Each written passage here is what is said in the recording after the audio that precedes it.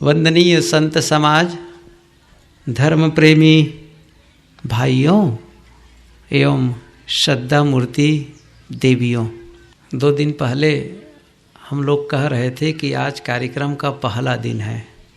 अब आज कहने जा रहे हैं, आज कार्यक्रम का समापन दिवस है।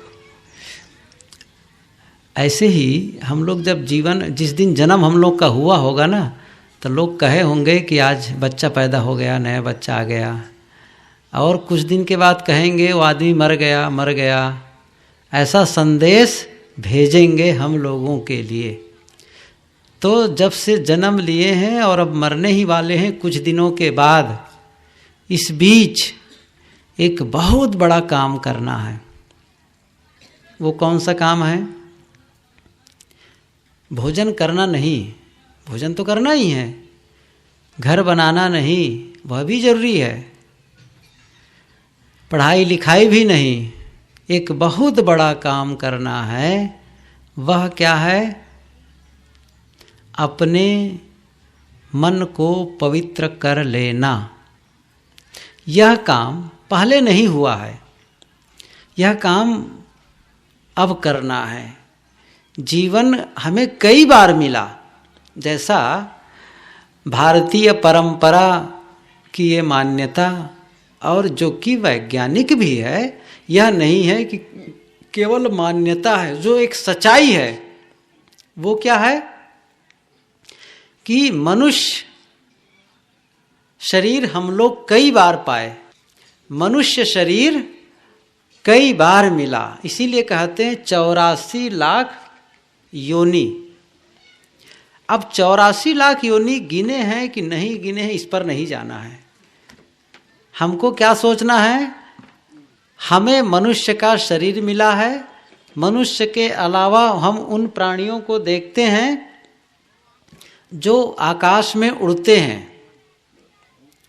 और कीड़े मकोड़े हैं, जमीन पर रहते हैं।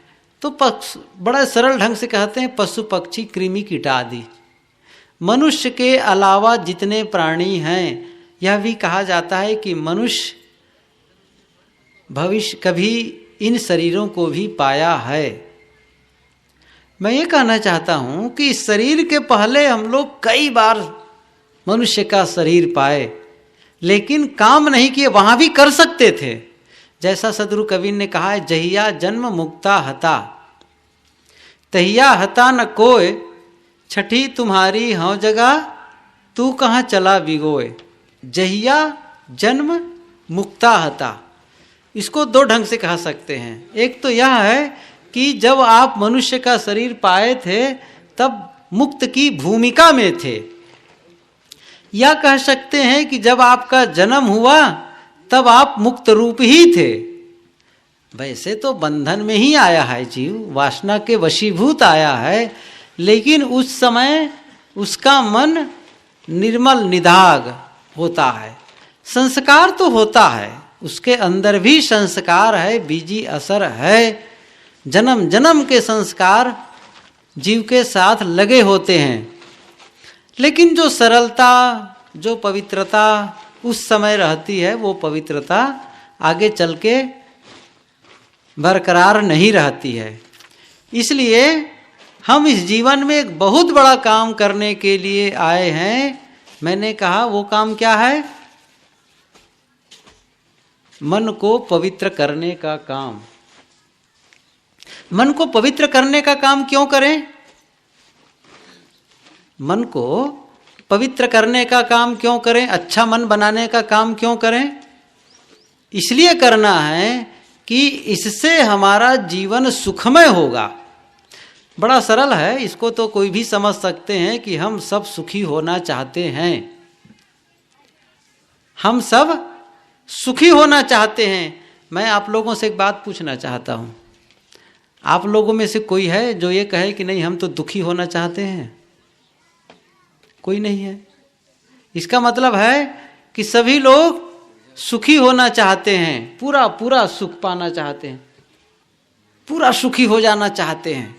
तो सुखी होने का कोई नियम तो होगा ना, कोई सिस्टम तो होगा। हर चीज का एक सिस्टम होता है। किसी भी काम को जब पूरा करते हैं तो उस पूरा करने में एक सिस्टम होता है। जैसे भोजन बनाना, बड़ा एक उदाहरण है, सरल उदाहरण है। भोजन बनाने का एक नियम है। भोजन में चावल है, दाल है, सब्जी है, उसका एक नियम है। रोटी बनाना है तो उसका एक नियम है। पहले आटा कैसे गूंथना है, आटा कैसे भिगाना है, यह एक नियम है। आप उठा करके भड़ाक से पानी डाल देंगे तो आटा गीला हो जाएगा। तो उसमें पानी थोड़ा सा भिगाएंगे, फिर करेंगे। फिर रोटी कैसे सेकना है, उसका एक नियम है, और उस नियम का पालन करेंगे तो रोटी अच्छी बनेगी। भोजन बनाने के नियम का पालन करेंगे तो भोजन अच्छा बनेगा। घर बनाने के नियम का पालन करेंगे तो घर अच्छा बनेगा। कोई काम करो, किसी भी काम को करने के लिए एक अच्छा सिस्टम होता है। तो फिर उससे क्या होता है, उससे उसी वस्तु को लेकर के जब हम उसका सही ढंग से उपयोग करते हैं तो उससे लाभ ज्यादा मिलता है। ईंटा मिल जाए, सीमेंट मिल जाए, लोहा मिल जाए, बालू मिल जाए, पानी मिल जाए, सब दे दें, और आप मकान बनाएं, लेकिन मकान बेढंगा हो, बड़ा विचित्र ढंग से बना दे, जहाँ रहने का ठिकाना नहीं, बैठने का ठिकाना नहीं, और ऊंचाई इतना हो कि जब आपको चलना हो तो आप सिर झुका के चले हमेशा, तब कहेंगे खर्च तो बहुत किया लेकिन ढंग से नहीं बना है।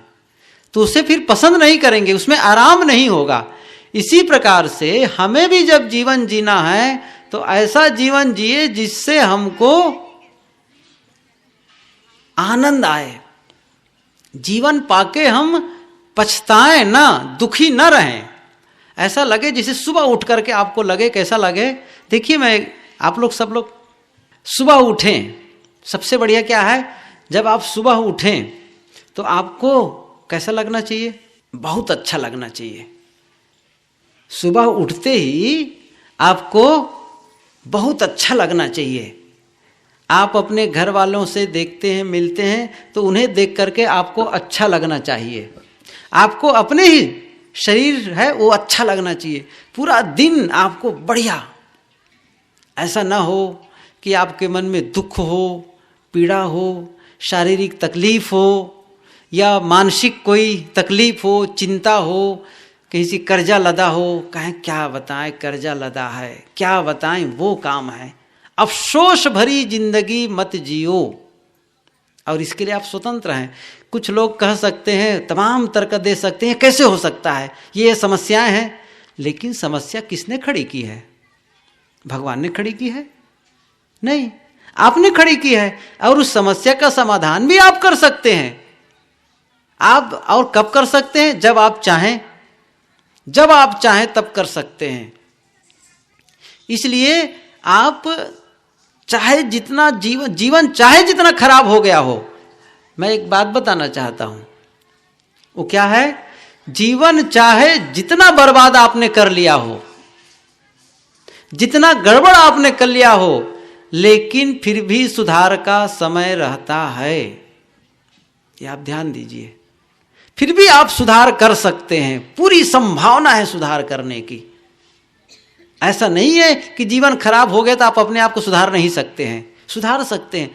चाहे जितना बड़ा आपके जीवन में दाग लगा हो, चोरी का इल्जाम लगा हो, व्यभिचार का इल्जाम लगा हो, आप गलत करते पकड़े गए हों, फिर भी आप अपने को बदल सकते हैं और ऐसा बन सकते हैं जैसे सम्माननीय लोग होते हैं। मैं एक उदाहरण बताऊं, इटली की बात है, वहां के गांव की घटना है, ये नीति कथा है। दो युवक भेड़ चुराते हुए पकड़े गए। उन दोनों को लेकर के पंचों के बीच रखा गया। इन्होंने भेड़ चुराई है और उन्होंने अपनी अपराध कबूल की कि सचमुच हम लोगों ने भेड़ चुराई है। पंच जब मीटिंग बैठ करके कहे कि तुम्हें दंड दिया जाएगा, तो कहा ठीक है दंड दे। लेकिन दंड इतना कठोर था कि वो जीवन भर वो खत्म नहीं होने वाला था। वो कैसा किया थे, उस दंड क्या था, आप लोग भी आश्चर्य में सुनिए, मैं बताता हूँ। वो दंड क्या था, उनके माथे पर लिख दिया गया भेड़ चोर। और कैसे लिखा गया जानते हैं? ये नहीं कि चाक मिट्टी से गोदना गोदते हैं ना, अब आप समझ रहे हैं ना, हाथ में पहले माताएं गोदना गोदाती थी, ऐसे ही कुछ ऐसे सिस्टम से लिखा गया था कि यहाँ पर वो हमेशा दिखे जीवन भर के लिए, ताकि वो किसी गांव में और किसी के बीच जाए तो सब लोग जान जाए ये भेड़ चोर है। कितना बड़ा काम हुआ गया था, कितनी बड़ी दुर्घटना थी ये उनके लिए। और ऐसी गलती कोई ना करे, ऐसी गलती कोई ना करे, इसलिए यह सजा इनको दी जाती है। और यदि कोई ऐसी गलती करता है तो उनको भी ऐसी ही सजा मिलेगी, इस बात को बताने के लिए उनके माथे पर लिख दिया गया भेड़ चोर। इसका इंग्लिश में होता है शीप थीफ, शीप थीफ। और उसी का शॉर्ट फॉर्म कहते हैं ST, शीप थीफ। एस से शिप, शिप माने भेड़ और थीफ माने चोर, तो TST एक शॉर्ट में ऐसा, तो लोग जान जाते ये भेड़ चोर है। अब उसमें से एक युवक था, सोचा कि अब जहाँ जाऊँगा सब लोग ये भेड़ चोर आ गए, भेड़ चोर आ गए, वही नक्कटाई है, मैं गांव छोड़ के चला जाऊंगा। वो चला गया, क्या किया, गांव छोड़कर और लोगों से कहा जहाँ तक मेरी कदम मुझे ले जाए मैं वहाँ तक चला जाऊंगा। तो किसी गांव में जाके रहता, थोड़े ही दिन के बाद न जाने कहाँ से लोगों को पता चल जाता, लोग आपस में कहने लगते हमारे बीच एक भेड़ चोर घुस आया है। अब वो आदमी फिर से वहाँ से दूसरा गाँव चला जाता, ऐसे ही फिर दूसरे गाँव भी पता चल जाता। ऐसा करते करते बूढ़ा हो गया, गरीब, जर्जर, बीमार, बिना मित्र के वह आदमी मर गया। दूसरा एक आदमी था, दूसरा युवक था, उसके मन में भी हुआ कि मैं भी गांव छोड़ के चला जाऊं, लेकिन मन में क्या हुआ, मैं नहीं जाऊंगा गांव छोड़कर, अब मैं क्या करूंगा, मैं इसी गांव में परिवार, समाज और गांव की सेवा करूंगा और एक ऐसा सकारात्मक परिवर्तन करूंगा जिससे मैं दूसरों के करने लायक, दूसरों के लिए कुछ करने लायक हो सकूं। और वह आदमी गांव में रह गया और काम क्या किया, जिसकी उन्होंने भेड़ चुराई थी उसी के घर नौकरी कर लिया। इसको पकड़ दो, जिसके घर वह भेड़ चुराई थी उसी के घर वो नौकरी कर लिया और काम इतनी मेहनत से करने लगा कि भेड़ों के जो पैसा था ना उसको उन्होंने अदा कर दिया। और फिर इतनी मेहनत करने लगा, इतनी मेहनत कि एक छोटी सी जमीन खरीद लिया, जमीन खरीद लिया और कुछ दिनों के बाद वो भेड़ खरीद लिया अपना, और भेड़ों की बड़ी सेवा करता था। धीरे धीरे धीरे धीरे भेड़ों के एक झुंड होने लगा, 10 साल बीत गए और भेड़ उसके पास में सैकड़ों भेड़, हजारों भेड़ हो गए। वो 25 नौकर केवल भेड़ चरवाहे रखते थे, वही आदमी। और जो भेड़ों के जो बाल होते थे ना, ऊन, उसको काट करके वो लोगों में बेच देते थे, व्यापारी आते थे खरीदने के लिए। फिर क्या हुआ, जब वो व्यापारी को पास बेच देते तो जो कुछ आमदनी होती थी उससे क्या करता था, आसपास के लोगों के पास जाकर उन्हीं सेवा करता था।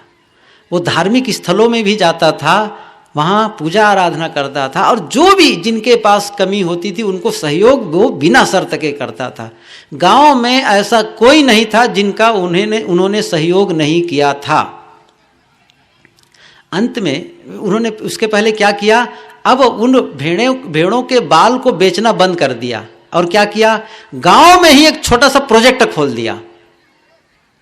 अब उसमें काम करने वाले मजबूर, और धीरे धीरे बढ़ाते गए, बढ़ाते सैकड़ों लोग वहां काम करने लग गए। गांव का बहुत विकास किया वो, बहुत विकास, बहुत सहयोग करता रहा। काफी वो बूढ़ा एक वृद्ध हो चुका था। एक दिन वो फुटपाथ पर चलते हुए जा रहा था तो एक गांव का, दूसरे गांव का अजनबी आया और उसके माथे पर दिखा हुआ ST।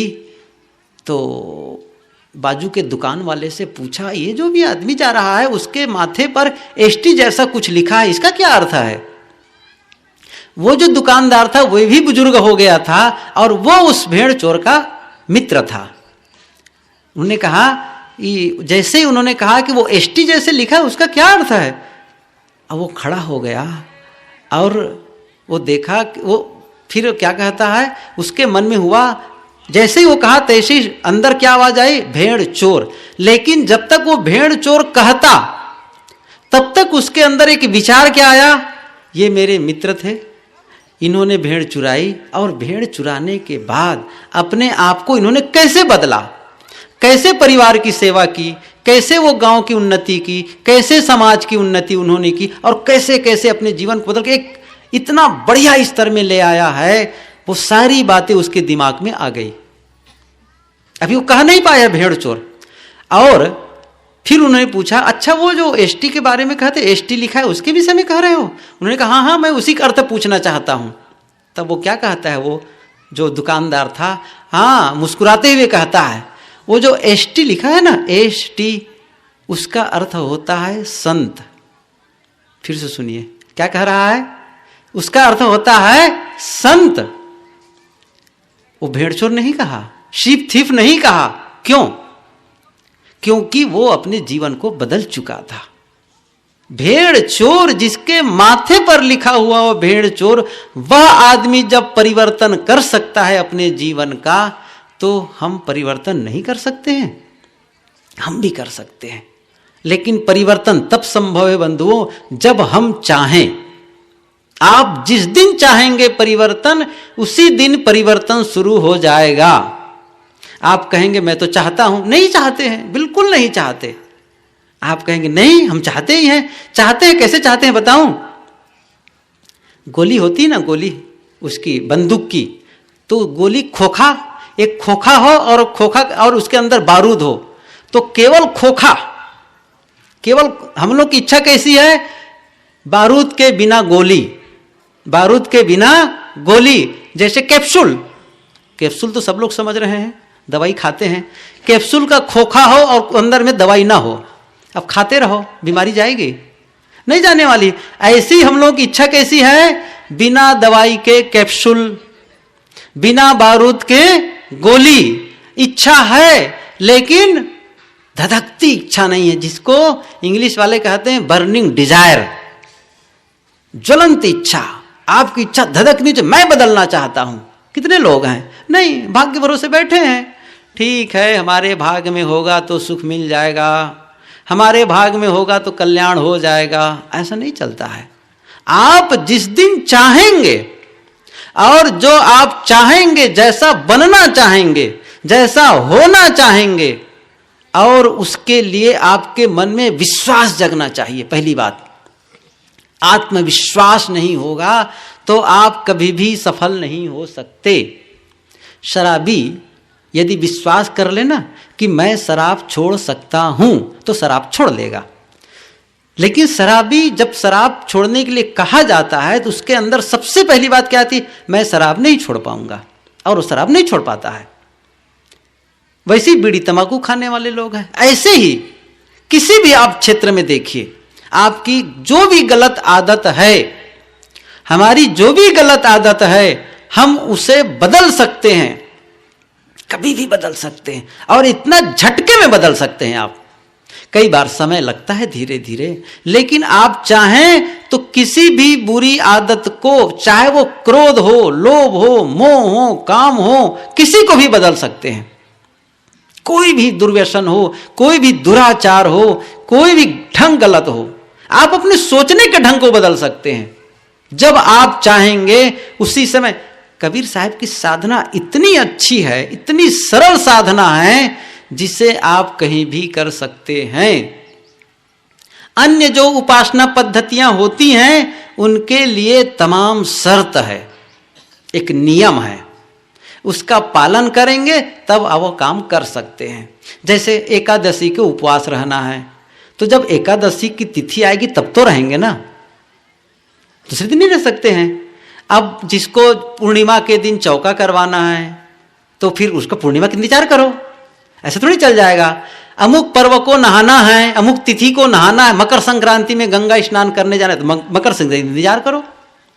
आपको घर में ही बैठ के पूजा करना है, तो स्नान करके जाओ। ये थोड़े कि बिना स्नान करे चले जाएंगे, नहीं चलेगा। स्नान करके जाएंगे, साफ कपड़ा पहनेंगे, चंदन घोलेंगे, माला लेंगे, कुछ करेंगे। एक शर्त है,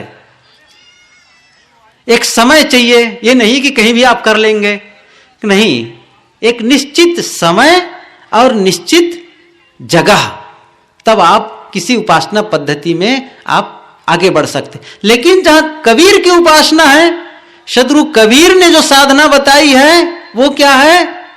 इतना बढ़िया है, सब जगह सब समय।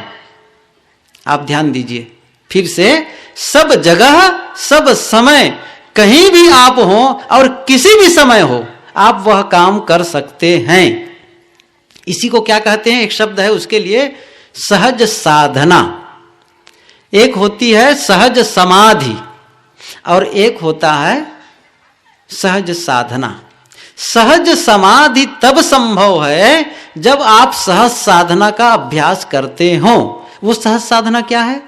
वो सहज साधना है, आप कहीं भी हो, किसी भी परिस्थिति में हो, मन को तो देख सकते हैं, मन में ये सोच सकते हैं कि मेरे मन में कौन से विचार उठ रहे हैं,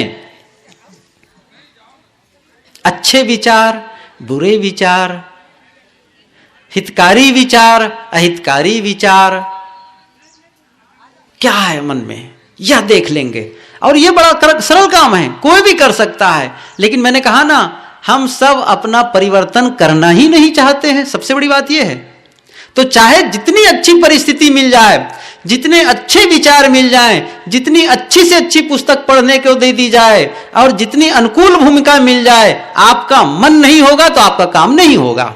एक छोटा बच्चा था, उसने एक दिन कहा माँ से अपने, मम्मी मैं आज स्कूल नहीं जाऊंगा आज। तो क्यों नहीं जाओगे? क्या कलम नहीं है? नहीं नहीं कलम है। तो फिर क्यों नहीं जाओगे? पुस्तक नहीं है? नहीं नहीं पुस्तक है। अच्छा, तो क्या तुम्हारे चॉकलेट लेने के लिए पैसा नहीं है? नहीं नहीं चॉकलेट लेने के लिए पैसा है। अच्छा, तो क्या टिफिन में रोटी सब्जी नहीं है? नहीं नहीं वो सब है। तो आखिर क्यों नहीं जाओगे तुम स्कूल? तो बच्चे ने क्या कहा? मेरा स्कूल जाने का मन ही नहीं है।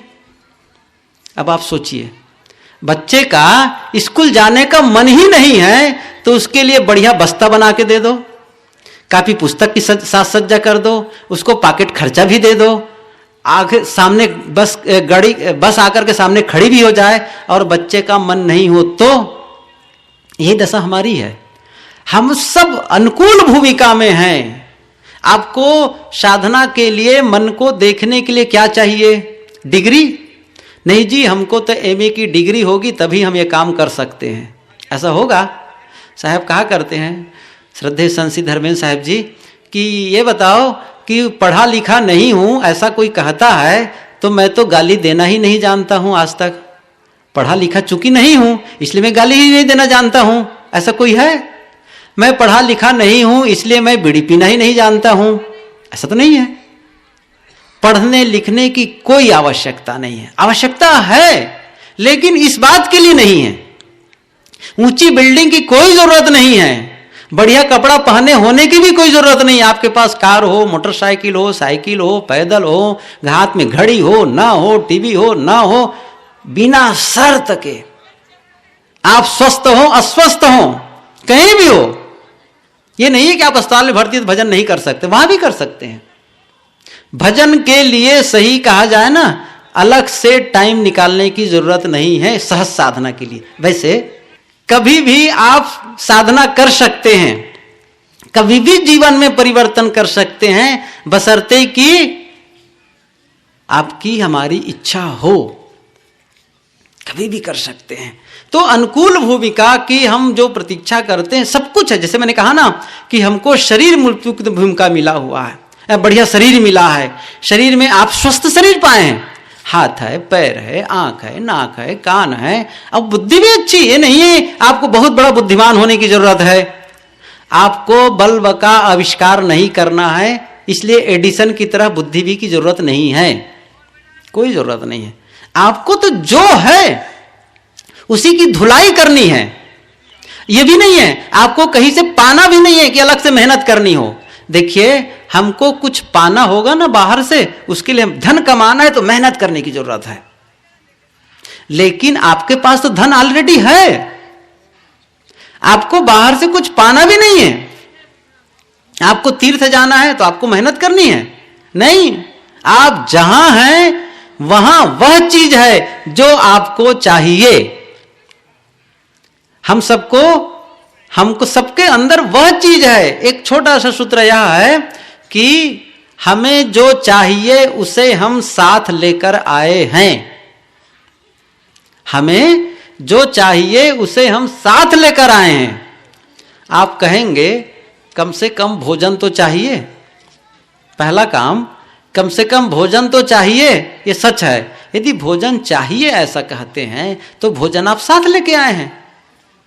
बच्चा, छोटा शिशु मां के गर्भ में आता है, जीव जब मां के गर्भ में आता है और जब बच्चा पैदा होता है उसके पहले मां के आंचल में दूध पहले आ जाता है, पहले ही बच्चे के लिए व्यवस्था हो जाती है। कुदरत का कितना बढ़िया सिस्टम है। बच्चा अभी पैदा नहीं हुआ है लेकिन उसको पीने के लिए दूध की व्यवस्था है।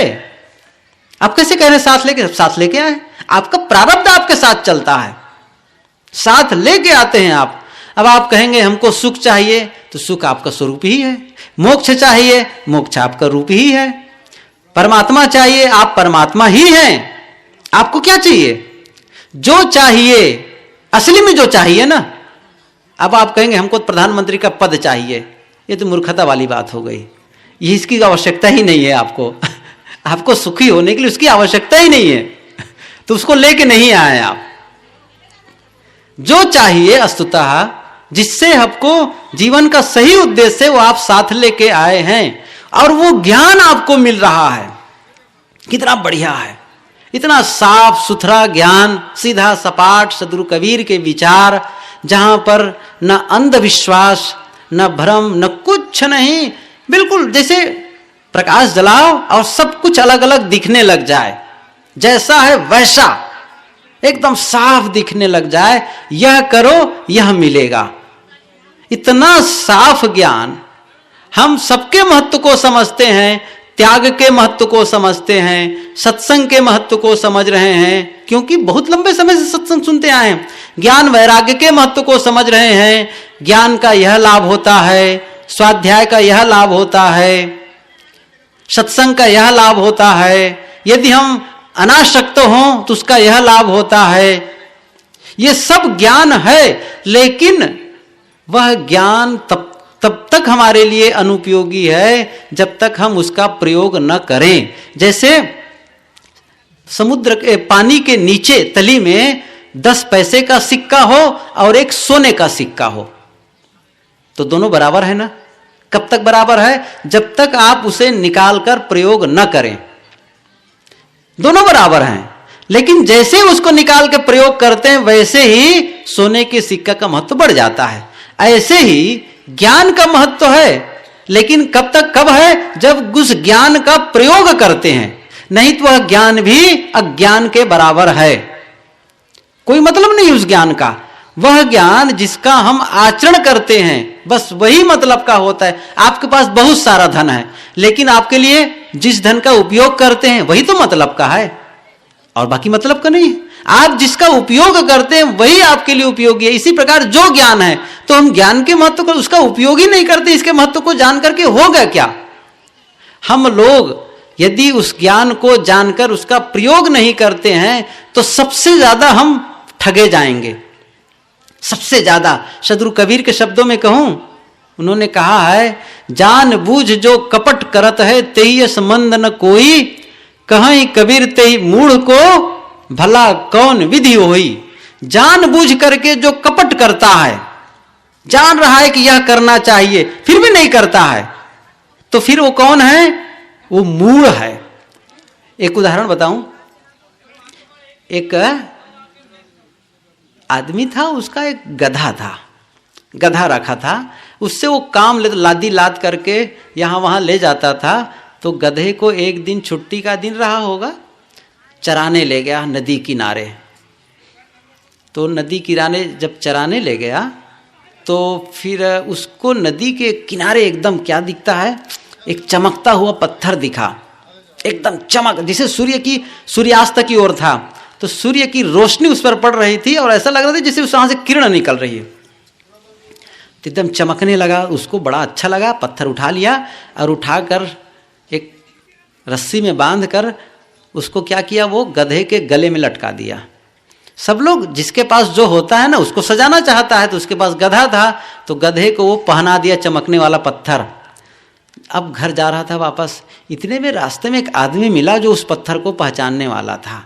सोचा कि अरे ये बड़ी कीमती पत्थर है, तो क्या फिर उन्होंने कहा इनसे लेना चाहिए, चूंकि इस पत्थर के महत्व को ये समझता नहीं, इसीलिए तो गधे के गले में लटकाया है।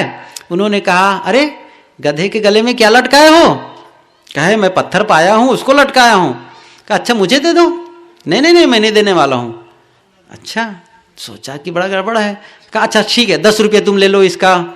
नहीं नहीं मैं 10 रुपये में नहीं देने वाला हूं इसको, मैं नहीं बेचूंगा, ये मैं गधे के लिए लिया हूं, रखा हूं इसको। ये सोचा आदमी ने देगा कैसे नहीं, कुछ पैसा और अधिक दे करके मैं ले लूंगा, क्योंकि मैं जानता हूं ये लाखों की कीमत है इसकी। सोचा चलो घर में जाकर के ले लूंगा, और वो चला गया और वो आदमी धीरे धीरे अपने घर की ओर चला। जैसे ही वो घर के दरवाजे में जाने वाला था उसके ठीक पहले एक दूसरा आदमी आ गया। वो भी उस पत्थर को देख करके चकित रह गया, ओफ इतना मूल्यवान पत्थर। ठीक है, आया नजदीक और कहता है भैया ये पत्थर मुझे दे दो। कि नहीं मैं नहीं दूंगा। नहीं दे दो।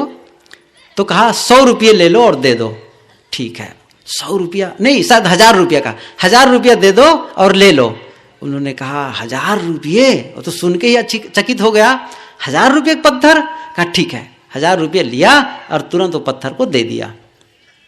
चला गया अपने घर में। करीब 2-3 घंटे के बाद वो पहला वाला आदमी आया था, वो आया खोजते खाजते उनके घर पहुंचा। कहा कि सुनो वो जो गधे के गले में पत्थर लटका है उसको मुझे दे दो। तब उन्होंने क्या कहा, वो पत्थर तो बिक गया, वो पत्थर तो ले लिया एक जने। वो एकदम जैसे उसके भूचाल आ गए उसके लिए। क्या कितने में बेचे? कि 1000 रुपये में। वो कहा ओफ तुम महामूर्ख हो, तुम ठगा गए, लूट गए। अरे वो तो कई लाख रुपये की कीमत थी, तुम तो महामूर्ख हो, क्यों 1000 रुपये में बेचे? तो उन्होंने कहा मूर्ख मैं हूं कि तुम हो, मूर्ख मैं हूं कि तुम हो, क्योंकि मुझे तो वैसे भी 1000 रुपये मिल गए, और तुम जब इस पत्थर की कीमत जानते थे कि लाखों रुपये का है तो तुम 10 रुपये कीमत क्यों लगा रहे थे? मूर्ख कौन है? ठगाए तुम कि मैं? कौन ठगाए? आप लोग समझ सकते हैं ना। पहले वाला जो खरीदार था वो मूर्ख निकला, उसको खुद ही कहना चाहिए तुम इसके लिए 10,000 रुपये ले लो, 50,000 रुपये ले लो, क्योंकि ये 2 लाख की कीमत की पत्थर है और तुम इसकी कीमत कितना लगाए थे? 10 रुपये। कितना अवमूल्यन! किसी चीज का मूल्यांकन गलत ढंग से कर रहे हैं ना, उसका मूल्यांकन कर रहे हैं। इसी प्रकार हम ज्ञान के मूल्य को समझते हैं फिर भी उसका मूल्य कम लगा रहे हैं, तो ठगाया कौन? जिनको नहीं पता है कि यह ज्ञान भक्ति वैराग्य के महत्व को नहीं समझता है, स्वाध्याय और साधना के महत्व को नहीं समझता है, वह उसके लिए वह निर्दोष है। लेकिन हम लोग यदि जानते हैं कि स्वाध्याय का मतलब क्या होता है, क्यों स्वाध्याय करना चाहिए, क्यों हमें ध्यान और चिंतन करना चाहिए, क्यों अकेले में बैठकर अपने गुण दोषों का विवेचन करना चाहिए, यह चीज हम जानते हैं। लेकिन कितने लोग करते हैं? रोज, कम से कम रोज। गुरुदेव जी कहते हैं अकेले में बैठो, शायद कोई बैठता होगा, और बैठेंगे भी ना तो सिस्टम नहीं दे पाते हैं कायदे से। एक निश्चित, जो किसी भी चीज में सफलता तब मिल सकती है जब आप निरंतर उसमें काम करें, कंटिन्यूटी। आप इसको ध्यान दीजिए, बहुत महत्वपूर्ण है। एक उदाहरण आप लोग सुने हैं ना, खरगोश और कछुआ। यहां सब लोग जानते हैं खरगोश और कछुआ। खरगोश और कछुए की दौड़ में कौन जीता? सब लोग समझ रहे हैं, कछुआ जीतता है। और जब ये भी जानते हैं कि खरगोश तेज दौड़ने वाला जानवर है और कछुआ धीरे धीरे चलने वाला, फिर भी जीता कौन? कछुआ जीता। क्यों जीता? खरगोश क्यों हारा? बस सीधा सा एक उत्तर है, कछुआ में निरंतरता थी। क्या थी? निरंतरता। वो रुका नहीं, धीरे धीरे ही सही बस चल पड़ा। और खरगोश तेज दौड़ा, ठहर गया, नहीं हारेगा वो। ऐसे ही जब हम में किसी काम, हम जब कहीं भी सफल होना चाहते हैं तो सफलता तब संभव है जब उसमें निरंतर परिश्रम हो। किसी भी क्षेत्र में सफल होने के लिए निरंतर परिश्रम करने की आवश्यकता है। किसी भी क्षेत्र में आप धन ही कमाना चाहते हैं, निरंतर परिश्रम करिए। किसी भी क्षेत्र में आप उसमें माहिर होना चाहते हैं, महारत हासिल करना चाहते हैं, तो आप उसमें निरंतर परिश्रम करिए, तब जाकर हम सब सफल हो पाएंगे।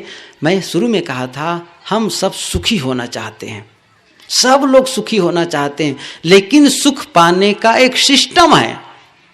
उस सिस्टम को नहीं अपनाएंगे, उस काम को नहीं करेंगे, तो फिर हम वह नहीं पा सकते या वह नहीं पहुंच सकते जहां हमें पहुंचना चाहिए, जो हमें पाना चाहिए।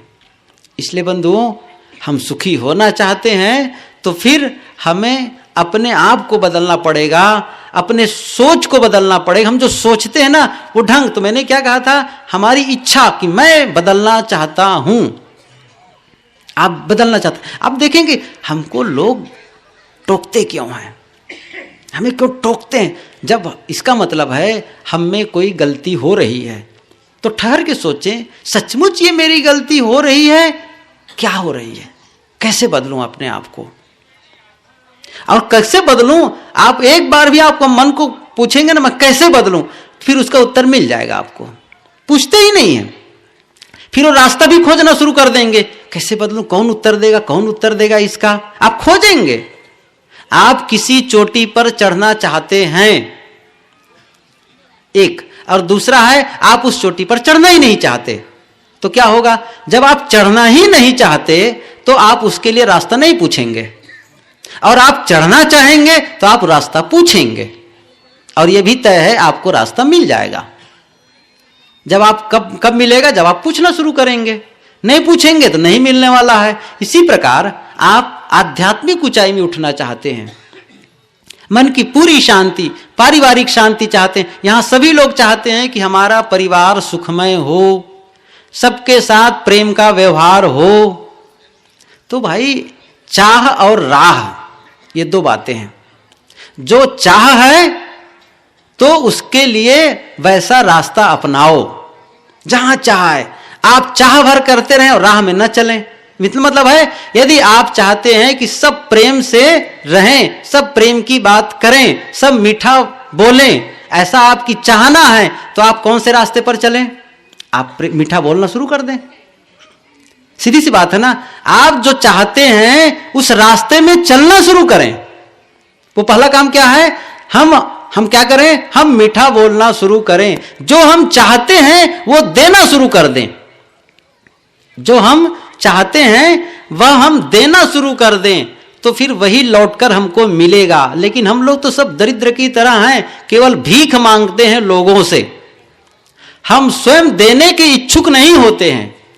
हम देने के इच्छुक हों तो फिर हमको अपने आप मिलने लगेगा। ये कुदरत इतने उदार है, ये पूरी प्रकृति सत्ता इतना हम लोगों के लिए मेहरबान है कि इसकी कोई कहा ही नहीं जा सकता।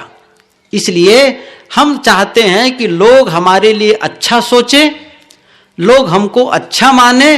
तो एक सीधा सा नियम क्या है? हम दूसरों के लिए अच्छा सोचना शुरू करें और दूसरों को अच्छा मानना शुरू करें। हम चाहते हैं कि दूसरा हमारा सहयोग करे, तो इसका मतलब है हम पहले सहयोग करना शुरू करें। हम वह फसल काटना चाहते हैं जिसका भी बीज ही नहीं बोए हैं, ऐसा है। हम उस फसल को काटना चाहते हैं जिसका बीज बोते ही नहीं है। ये संभव है? नहीं हो सकता है। तो पहले बीज बोना शुरू कर दें। पहले हम बीज बोना शुरू कर दें। वो बीज बोना क्या है? आप थोड़ा ही सही, थोड़े में सहयोग करना शुरू कर दीजिए, थोड़े से मीठा बोलना शुरू कर दीजिए, थोड़ा सा प्रेम देना शुरू कर दीजिए, फिर वहां से लौट के आएगा। लेकिन हम यदि कटु देना शुरू करेंगे तो वहां से कटुता लौट करके आएगी। दुश्मनी देना शुरू करेंगे तो दुश्मनी लौट कर आएगी। ये नियम है, सीधा जैसे होगा वो लौट कर आता है, बिल्कुल ज्यों के त्यों। इसलिए अपने आप को हम बदलना चाहते हैं, लेकिन हम बहुत कम लोग हैं जो अपने आप को बदलना चाहते हैं। हम सब क्या चाहते हैं? परिवार के लोग बदल जाएं, समाज के लोग बदल जाएं, दुनिया के लोग बदल जाएं, हमारे राजनेता बदल जाएं। राजनेता बदलें कि न बदलें, परिवार के लोग बदलें कि न बदलें, आपको बदलना है, हमें बदलना है। हम जब बदलते हैं तो हम स्वयं अपने आप में सुखी हो जाते हैं, स्वयं अपने आप में सुखी हो जाते हैं। और जब सुखी होते हैं तो उसका फिर अपने जीवन में प्रभाव आता है। वो आपके चेहरे से पता चलेगा, आपकी आंखों से पता चलेगा, आपके व्यवहार से पता चलेगा। अलग नहीं है, आप उसके लिए बोलने की जरूरत नहीं है। जैसे यहीं पर कोई सेंट बेचने वाला आ जाए, सेंट बेचने वाला, तो अपने आप उसकी सुगंधी बिखरनी शुरू हो जाएगी, अपने आप चलेगी। ऐसे ही जब हमारे जीवन में अच्छाई हो जाए, हमारे जीवन में सद्गुण का समूह इकट्ठा हो जाएगा, तो वो अपने आप फैलेगा। और किससे फैलेगा? हमारे व्यवहार से, हमारे वाणी से, स्वर से, शब्दों से भी निकलेगा। आप जब बोलते हैं ना, आपके स्वर से पता चलता है कि आप क्या बोलना चाह रहे हैं। इससे पता, अंतर घटकी करनी निकरे मुख की बाट, सदगुरु ने कहा है, अंतर घटकी करनी निकरे मुख की बाट। आपके, और कई बार आप नहीं भी बोलेंगे, नहीं भी बोलेंगे, फिर भी आप बोलते हैं। इसको क्या कहते हैं? एक शब्द है इसके लिए, अनकही भाषा। अनकही भाषा, बिना कहे भी हम बोल देते हैं। जैसे 5-7 लोग एक कमरे में बैठे हैं और उसी बीच एक आदमी उस कमरे में गया और बिना कुछ कहे आ जाए, बिना कुछ कहे आ जाए। इसका मतलब बोला कुछ नहीं, फिर भी बोल के आ गया। अनकही भाषा, एक मैं कह रहा था, बिना बोले भी आप बोलते हैं। कैसे? जैसे एक आदमी यहां आया और साफ सुथरा कपड़ा पहन करके आया, शरीर को साफ किया है और कपड़े साफ सुथरा बढ़िया से पहना सिस्टम से, और चुपचाप चला गया, तो बोल कर गया ना। उनकी भाषा हमको समझ में आ रही ना, वो क्या संदेश दे रहा है। और एक आदमी आया जो मैला कुचैला पहना है, शरीर भी अस्त व्यस्त है, और नहीं बोला और चला गया। वो भी कह के गया ना, कुछ तो कह के गया। इस प्रकार से हमारे व्यवहार प्रकट करते हैं कि हम क्या कर रहे हैं। बिल्कुल साफ। एक इसके लिए एक उदाहरण आता है, कैसे हमारे व्यवहार से हमारे आंतरिक दशा का पता चल जाता है। कैसे? एक पिता के 3 बच्चे थे, छोटे थे, तो उन बच्चों को लेकर कहाँ चला गया वो? एक ज्योतिषी के पास। आप लोग भी ध्यान दीजिए इस बात को।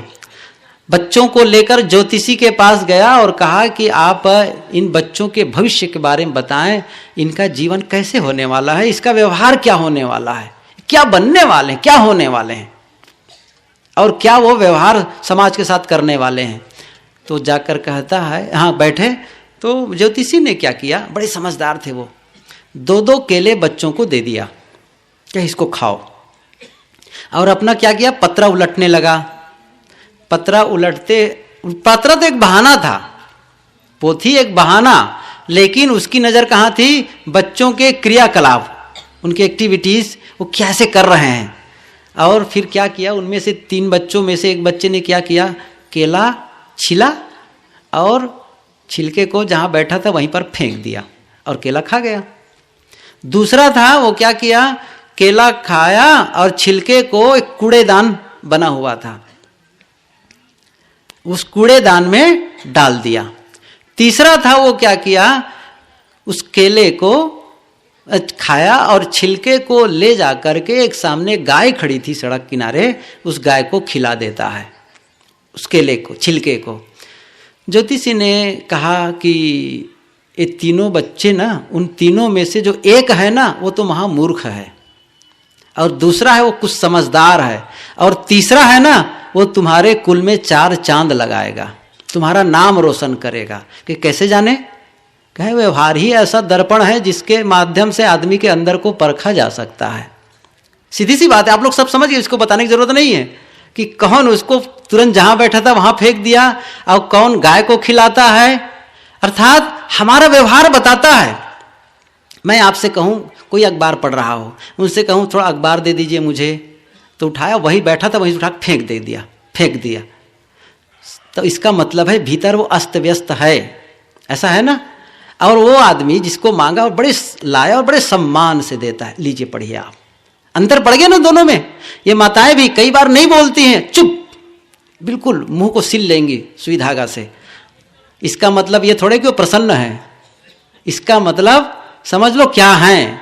और कई बार फिर अपनी भाषा कैसे प्रकट करेंगी, फाटक को जोर से पटकेंगी, बर्तन मांजते मांजते बर्तन को पटकेंगी। इसका मतलब है कि उनकी कुछ मांग है, आप जरा सुनो, उधर ध्यान दो। वो घर वालों को ध्यान आकर्षित करवाना चाहती हैं कि हमारी कुछ मांग है, हमारी तरफ ध्यान दो, नहीं ठीक नहीं है।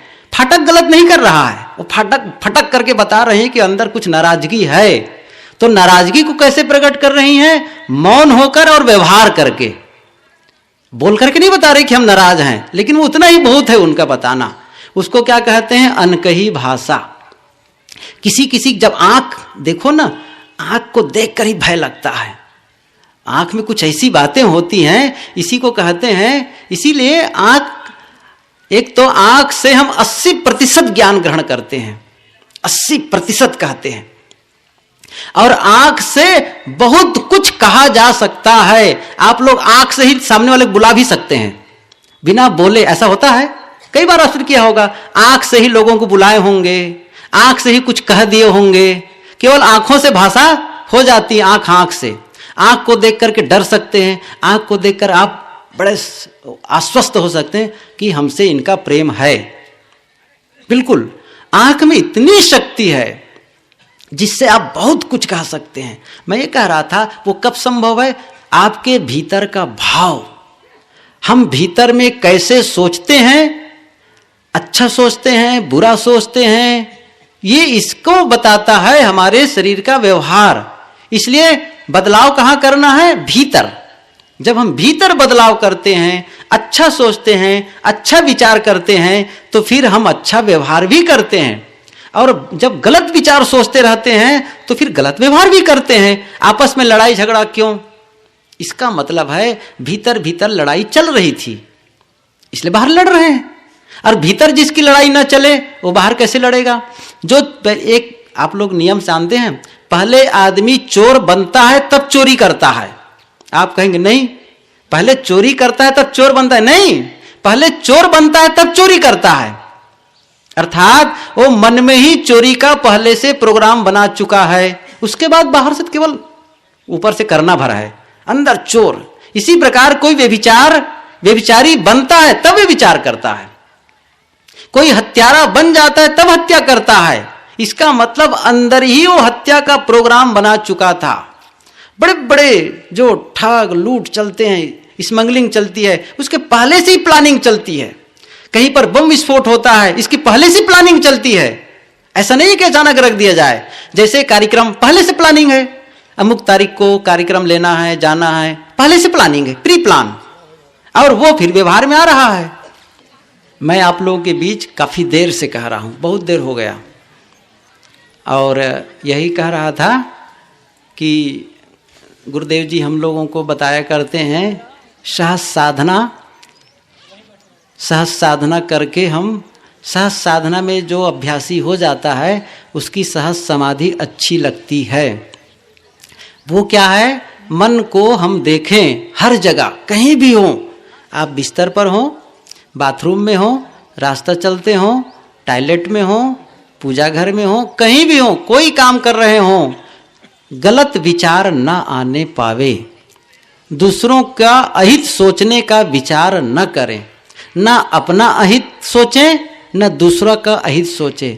अपने लिए भी अच्छा सोचें और दूसरों के लिए भी अच्छा सोचें। ये नहीं कि अपने लिए खराब सोचें, अपने लिए खराब सोचने की कोई जरूरत नहीं है।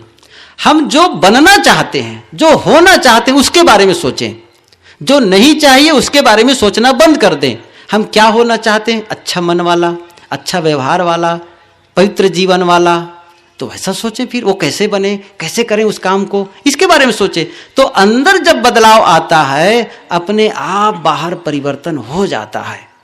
इसलिए हमें भीतर का बदलाव करना है, और वो अपने आप व्यवहार में आएगा। आप बोलें तब, न बोलें तब। इसको मैं कह रहा था इसको कहते हैं अनकही भाषा, इसी को कहते हैं बॉडी लैंग्वेज, देह भाषा। आपके शरीर के व्यवहार ही बता देगा कि आपके भीतर की स्थिति क्या है।